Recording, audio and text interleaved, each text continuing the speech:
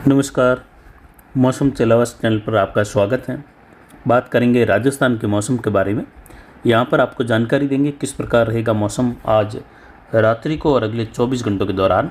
आज रात्रि के देर रात के बाद एक बड़ा मौसमी सिस्टम भी अरब सागर में बनने जा रहा है, जो ऐतिहासिक रूप से है। हो सकता है कई या कहे लगभग सैकड़ों सालों तक इसका कोई रिकॉर्ड न हो, जब मानसून सीजन के दौरान अगस्त के दौरान या सितंबर के दौरान कोई तूफान बना हो बंगाल की खाड़ी या अरब सागर में। तो जो सिस्टम बंगाल की खाड़ी से निकला था, जो झालावाड़ कोटा के आसपास से होते हुए आगे बढ़ा और उसकी संभावनाएं थी कि उदयपुर, पाली संभाग, जोधपुर के दक्षिण पश्चिमी क्षेत्रों की ओर यानी बाड़मेर, बालोतरा, सांचौर के क्षेत्रों की ओर से आगे बढ़ेगा। ये झालावाड़ से काफ़ी ज़्यादा कुछ दक्षिण रहा, फिर ये बांसवाड़ा के आसपास के क्षेत्रों से होते हुए गुजरात के उत्तर पूर्वी क्षेत्रों के करीब सिरोही और जो जालोर सांचौर के क्षेत्र हैं, इसके बॉर्डर वाले क्षेत्रों से होते हुए ये नागर पारकर और बाकासर के क्षेत्रों की ओर बढ़ा और ये भीषण बारिश की गतिविधियां दी इसने गुजरात में, महाराष्ट्र के उत्तर पश्चिमी इलाके और दक्षिण पश्चिमी मध्य प्रदेश और दक्षिणी राजस्थान के इलाकों में भी इसी प्रकार की बारिश की गतिविधियाँ 250-200 मिलीमीटर वाली रही, जिसमें बांसवाड़ा, उदयपुर संभाग के भी क्षेत्र हैं। तो कुछ इसकी शुरुआत के समय ही जब ये मध्य प्रदेश के पूर्वी भागों के आसपास था, तो ब्यावर, अजमेर और पाली के अरावली रेंज उत्तर मध्य इलाकों के आसपास भी 150 से 200 मिलीमीटर तक की बारिश की गतिविधियाँ इस सिस्टम की वजह से दर्ज की गई। जबकि दक्षिण पाली में इसकी वजह से हल्की मध्यम से तेज़, कहीं कहीं मूसलाधार खंड वर्षा हुई। हालांकि अरावली पहाड़ों में कहीं कहीं जोरदार भारी वर्षा होने से नदी नालों में जल आवक हुई, तो उत्तर पाली में नदी नालों में उफान भी देखने को मिला। अब ये सिस्टम गुजरात के उत्तर पश्चिमी इलाकों के आसपास हैं और ये बंगाल की खाड़ी के क्षेत्रों के बाद आगे बढ़ने वाला और लंबी दूरी तय करने वाला इस सीजन का पहला सिस्टम जो है ये भारतीय क्षेत्रों के आसपास है। ये जल्द ही अरब सागर के तटीय किनारों के करीब यानी जो गुजरात के तटीय किनारे वाले क्षेत्र हैं, इन क्षेत्रों की ओर रात्रि के दौरान बढ़ जाएगा और अगले लगभग हो सकता है देर रात्रि के बाद तक कल सुबह तक जो है ये तूफ़ान में बदल जाए और ये तूफ़ान में जल्द ही इसके बढ़ने की अब जो है संभावना बहुत ज़्यादा है। ये जो संभावनाएं थी कि लगभग 31 तारीख तक, 1 तारीख तक उत्तर पश्चिमी गुजरात, दक्षिण पश्चिमी राजस्थान के करीब इधर उधर घूमता रहेगा, अलग अलग मॉडल बता रहे थे। लेकिन इस बारे में हमने भी कहा था कि इतने दिन तक कोई सिस्टम नहीं टिक सकता है कहीं पर भी, तो ये आगे बढ़ने की संभावना रहेगी। और ये सिस्टम अब जो है तटीय किनारों के करीब पहुंच चुका है। आज 29 अगस्त है और 30 अगस्त के दौरान ये समुद्री क्षेत्र में प्रवेश कर जाएगा और प्रवेश करते ही आगे इसके जो है और प्रभावी होते हुए ये तूफ़ान की श्रेणी में बदल जाएगा। और ये ऐतिहासिक होगा जब मानसून सीजन के दौरान कोई तूफ़ान बना हो, पिछले कई सालों के रिकॉर्ड में देखा जाएगा या ये दर्ज होगा, जिसमें काफ़ी सालों बाद, या हो सकता है यह आंकड़ा भी दर्ज ना हो IMD के पास, जब जो है अगस्त के दौरान कोई तूफ़ान बना हो, साइक्लोनिक स्टॉर्म बना हो। हालांकि बहुत ज़्यादा प्रभावी या सीवियर साइक्लोन बनने की संभावना कम है, लेकिन ये साइक्लोनिक स्टॉर्म जरूर जो है बनने की इसकी 99% संभावनाएं हैं। गुजरात के दक्षिण पश्चिमी इलाकों में यानी सौराष्ट्र रीजन और कच्छ रीजन के क्षेत्रों से लगाकर देखें तो मिले जुले भागों में अत्यंत भारी वर्षा की संभावना है सिस्टम के प्रभावी होते हुए। बॉर्डर वाले क्षेत्रों में नारायण सरोवर से लगाकर आसपास के क्षेत्रों की ओर, नलिया की ओर तूफ़ानी हवाओं की संभावना है और जो समुद्री किनारे वाले क्षेत्र हैं वहाँ पर भी जल्द ही मछुआरों को पाबंद किया जाएगा, क्योंकि लहरें उठने और तूफ़ानी हवाएं चलने की संभावना है। ये सिस्टम आगे बढ़ते हुए पाकिस्तान के दक्षिण से होते हुए आगे बढ़ेगा और दक्षिण वाले क्षेत्रों में मौसम बदलेगा। पाकिस्तान के दक्षिण से दक्षिण पश्चिम की ओर तक मौसम बदलेगा और फिर ये ओमान, मस्कट की ओर आगे निकल जाएगा और इसका प्रभाव जो है भारतीय क्षेत्रों से बिल्कुल ही कम हो जाएगा अगले 48 घंटों के बाद। जो दक्षिण पूर्वी हवाएं, दक्षिणी हवाएं बाड़मेर, सांचौर की ओर बनी हुई है, अगले 24 से 48 घंटों के दौरान कुछ प्रभाव बारिश का रहेगा। विशेषकर देखें तो उत्तर के आसपास से लगाकर आउटर बैंड की वजह से बारिश की गतिविधियों का प्रभाव कम होता हुआ दिखाई देगा अगले 24 घंटों के दौरान सिस्टम का। फिर भी अगले 24 घंटों के दौरान रात्रि के दौरान जैसलमेर के पश्चिमी इलाकों में गंगानगर, हनुमानगढ़, अनूपगढ़, चूरू के इलाके हैं, झुंझुनू, सीकर के क्षेत्रों से लगाकर जयपुर, भरतपुर, इन बॉर्डर वाले क्षेत्रों में आउटर बैंड की वजह से खंड वर्षा की गतिविधियां हल्की मध्यम कहीं कहीं तेज, जबकि मिला जुला असर यहाँ पर उत्तरी राजस्थान, पंजाब, हरियाणा में WD प्लस मानसून की गतिविधियों का है, जहाँ एक सिस्टम बंगाल की खाड़ी से निकलकर उत्तर पूर्वी राजस्थान के कुछ उत्तर राजस्थान के आसपास के क्षेत्रों के करीब बना हुआ है चक्रवाती हवाओं के क्षेत्र के रूप में, जिसमें पंजाब, हरियाणा में कई जगहों पर भारी वर्षा की गतिविधियां भी दर्ज हुई हैं और अगले 24 घंटों के दौरान भी खंड वर्षा के रूप में उत्तरी राजस्थान सहित बारिश की गतिविधियां दर्ज होने की संभावना है।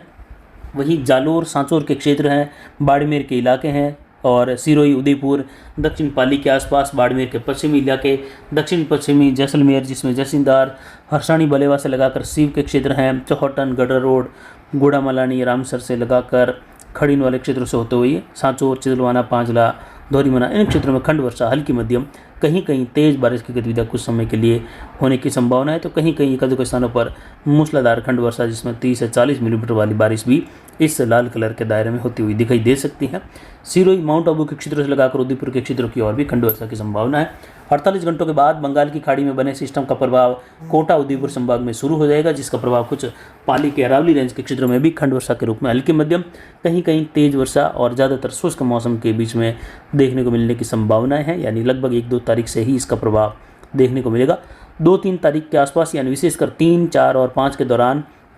6 तारीख के दौरान कई जगहों पर पाली संभाग के और जोधपुर संभाग के इलाके हैं, उदयपुर, बांसवाड़ा, कोटा, अजमेर संभाग में बारिश की गतिविधियां बढ़ जाएगी और फिर से कई जगहों पर अलग अलग जगहों पर खंड वर्षा के रूप में भारी वर्षा, तो कहीं कहीं भारी से बहुत भारी वर्षा वाली खंड वर्षा देखने को मिलेगी। यानी इस बार पैटर्न खंड वर्षा का रहने की पहले से ही संभावना ज़्यादा है।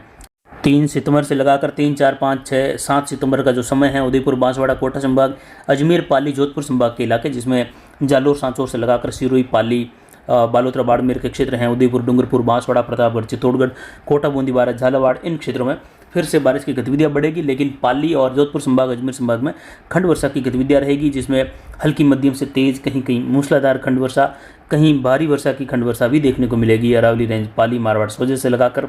रोहित, पाली के आसपास से लगाकर दक्षिण पाली होते हुए, और यहाँ पर देखें तो सिरोही, माउंट आबू, रेवदर, पिंडवाड़ा से लगाकर दक्षिण पाली में यहाँ पर सुमेरपुर, जवाई बांध कैचमेंट एरिया,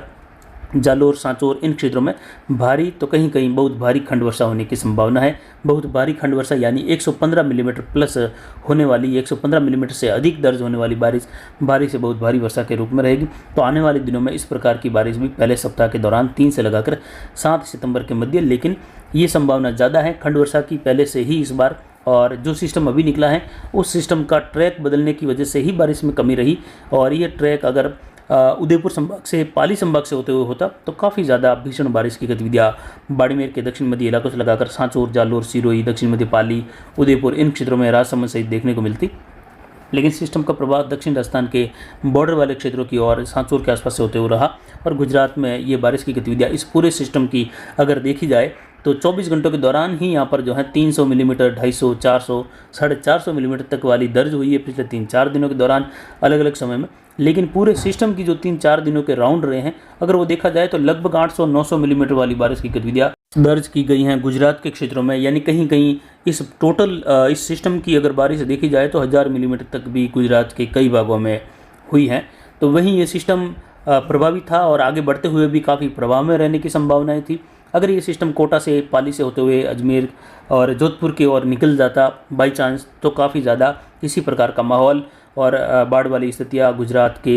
उत्तर भागों से लगाकर राजस्थान के दक्षिण पश्चिम की ओर भी देखी जा सकती थी, क्योंकि सिस्टम इतना ज़्यादा एनर्जी वाला है कि अब जो है ये आगे बढ़कर तूफान में बदलने वाला है। और ये एक ऐतिहासिक घटना होगी जब अगस्त महीने की तारीखों में कोई तूफान बंगाल की खाड़ी या अरब सागर में बना हो, तो ये एक अपना आप में रिकॉर्ड रहेगा। वहीं यहाँ पर आने वाले दिनों में बनने वाला सिस्टम भी जो है यहाँ पर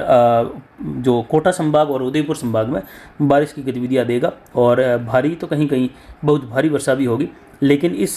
बारिश की गतिविधियों में और ज़्यादा इजाफा भी देखने को मिल सकता है या घटत भी, जिसकी जानकारी सिस्टम के कुछ आगे बढ़ते हुए प्रभाव के साथ आपको देने की कोशिश करेंगे। फिलहाल अगला निम्न दबाव बनने की जो संभावना है वह 30 से लगाकर 3 सितंबर के मध्य बंगाल की खाड़ी में। हालांकि एक लो प्रेशर बेल्ट यहाँ पर बना हुआ है, लो प्रेशर एरिया बन चुका है, तो अगले 24-48 घंटों के दौरान ये एक प्रभावी सिस्टम बन जाएगा और उत्तर पश्चिम दिशा की ओर बढ़ेगा। उसके बाद एक और नया सिस्टम बनने की जो तारीख है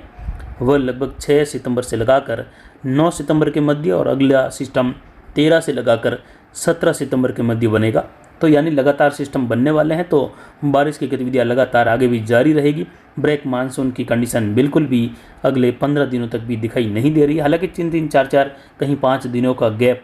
संभव है। मौसम शुष्क, बादलों की आवाजाही, इस प्रकार का पैटर्न देखने को मिल सकता है। लेकिन एक बार पुनः बारिश की गतिविधियों का दौर बढ़ेगा